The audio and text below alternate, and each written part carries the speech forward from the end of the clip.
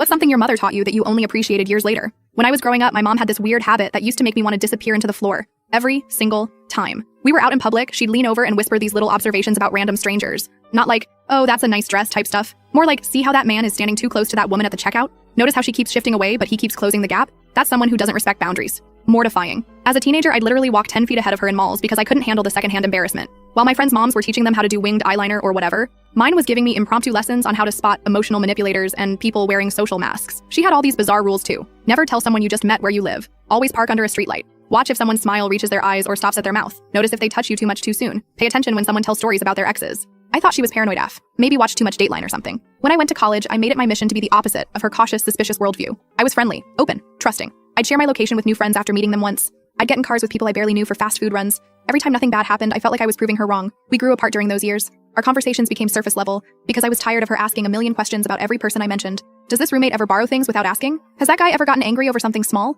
Exhausting. After graduation, I moved to Phoenix and we were down to obligatory holiday calls. I felt guilty sometimes, but I was living my life my way. I had roommates, a decent job, and was using all the dating apps mom would have had an absolute meltdown over. That's when I matched with Travis. His profile wasn't flashy, just hiking photos and one with a dog. Not even his. Found out later, LOL. Our first date was at this little coffee shop where he knew all the baristas by name. He remembered everything I mentioned from our chats and asked thoughtful follow-up questions. No red flags in sight. We started hanging out regularly, and things were going great. Travis was attentive but not clingy, interesting but also interested in me. He'd text goodnight but never blow up my phone. He was 32, had his own place, and seemed to have his life together. About 6 weeks in, we were chilling at my apartment while my roommate Ashley was out. We'd had a couple beers. Travis started telling me about his ex and how crazy she got after they broke up. According to him, she spread rumors, stalked him, even tried to get him fired. He said it so casually, but something about the story felt off. And then, like some weird cosmic joke, my mom's voice popped into my head. When someone tells you all their exes were crazy, ask yourself what's the common denominator in those relationships. I brushed it off, but later that night when Travis went to the bathroom, his phone lit up on my coffee table. Not snooping, I swear, it was just right there. The notification preview showed a message from someone saved as Kristen with heart emoji saying, "Miss you too, baby, can't wait until..."